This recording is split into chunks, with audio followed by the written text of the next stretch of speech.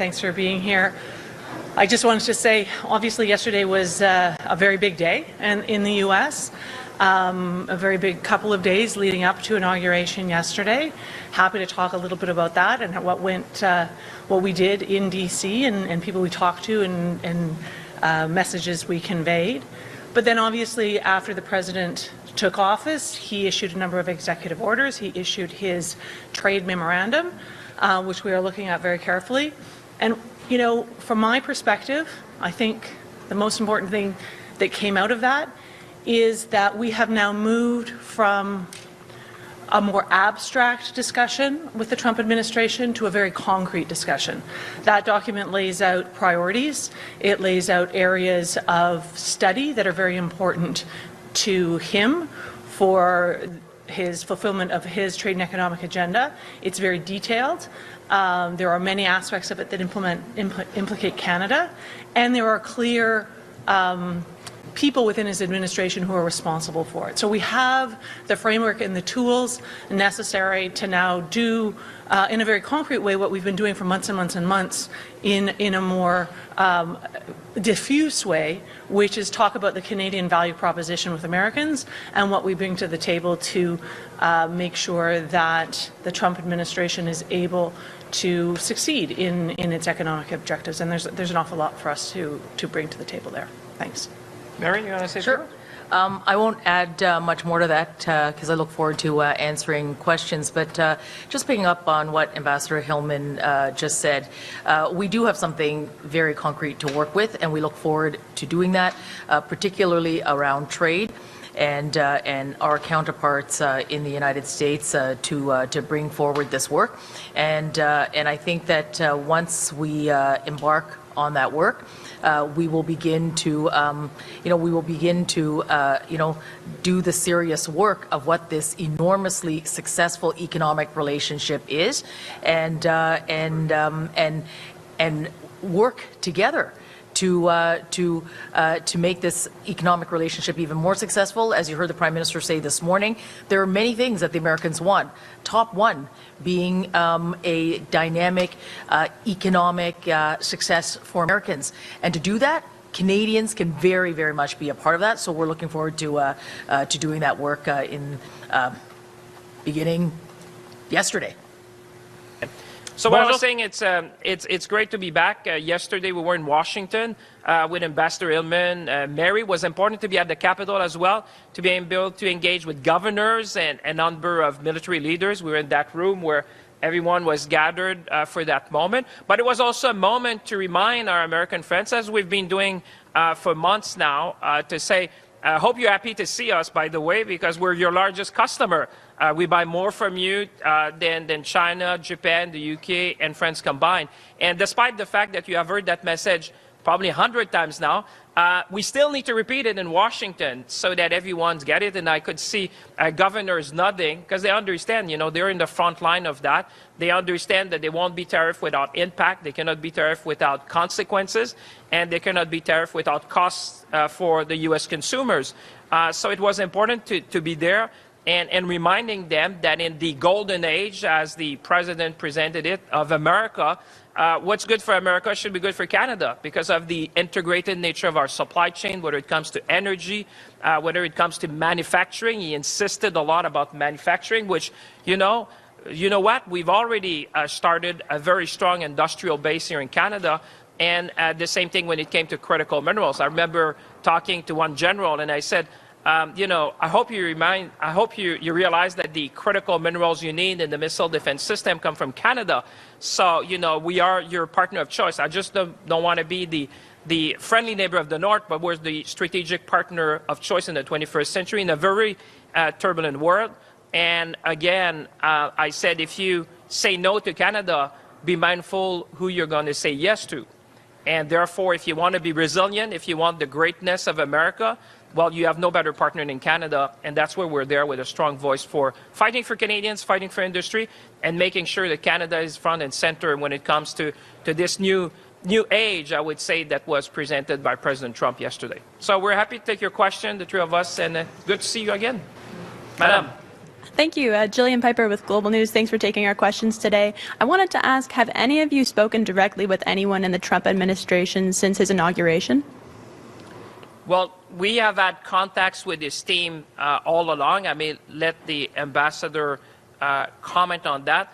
The engagement doesn't need to be just with the Trump administration people per se. I will tell you, and the ambassador would probably agree with me, that there's a number of stakeholders around the president and around the administration which would have a very critical voice. We have a number of key partners, whether in the business side or governors. I just want to come back to governors.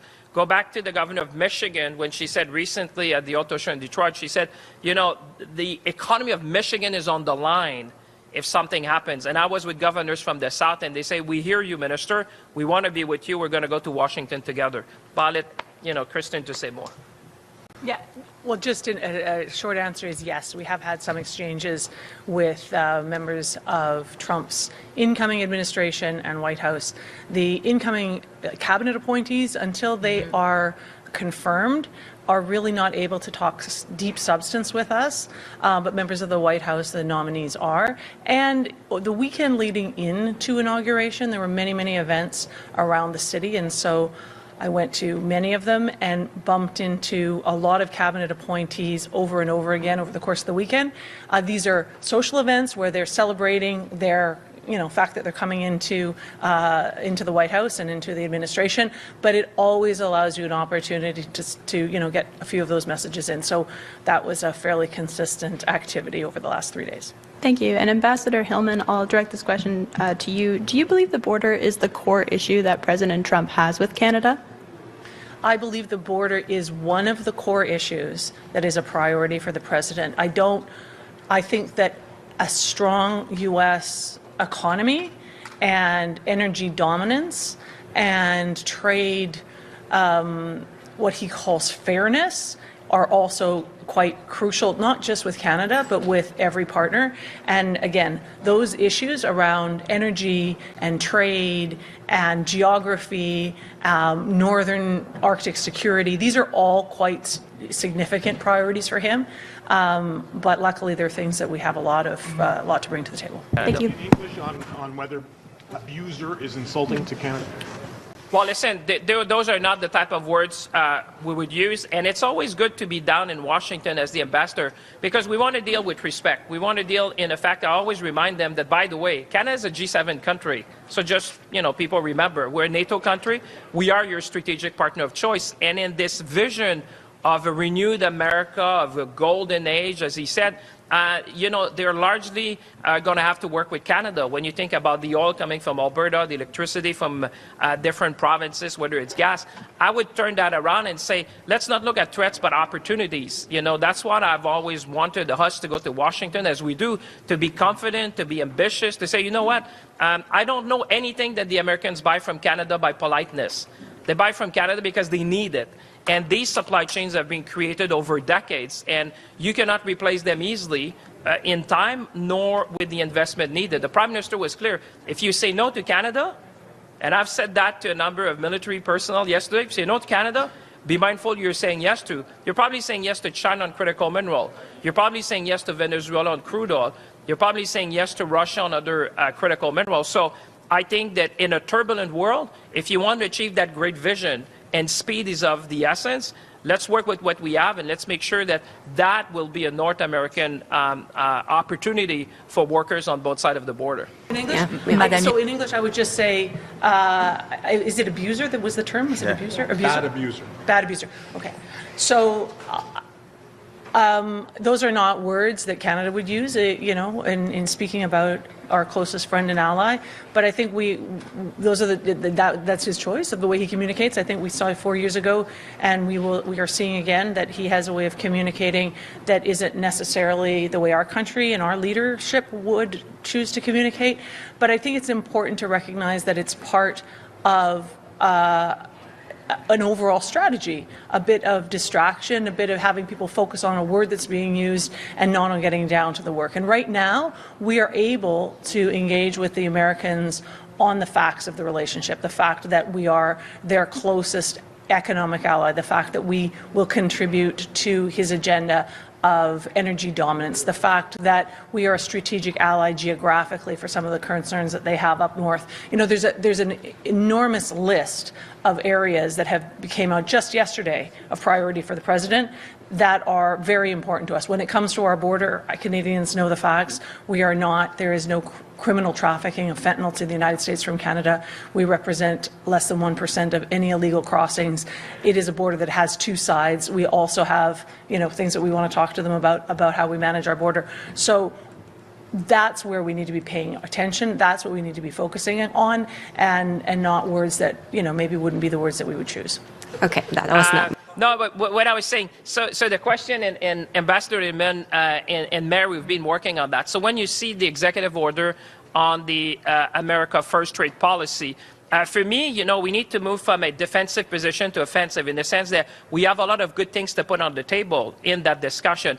One of the things they want to review about China and the concern they have about China within their strategic supply chain. And that, you know, Canada as probably being the most aligned country in the world when it comes to protecting our critical supply chain. They do that in the United States with the CFIUS process. We do it with the ICA, which I'm responsible, where colleagues have seen that over time we have taken a number of positions, whether on research security, whether on banning certain type of investment, directing divestment, for example, in critical minerals to protect these critical supply chain. The second thing that you see in the order, which I think is good, because Mary and I, with the ambassador, we're going to work on that, is the supply chain resiliency. That's something we had put together, by the way, months ago, because we say our supply chain are so integrated that if you want to look at that, you need to look at Canada. By definition, you need to do that. Just think about titanium, which is coming in the defense industry in the United States. Think about the critical minerals for a number of Think about the semiconductors. 80% of all the semiconductor manufactured in the United States are packaged and tested in Canada. I was so happy to remind them every time I go there, the governor said, by the way, I think you like semiconductors. You want to be nice to us because 80% of them are packaged and tested in Canada. And you know what? If you want to build one, it's going to take you a decade and probably cost $10 billion. So in the meantime, you need Canada to achieve that. And the last thing was on the defense procurement, because these supply chains have been integrated since 1945, basically, where you'd be surprised how interdependent we are and interconnected we are in our supply chain to build the type of defense capability that's going to be needed in the world we live in.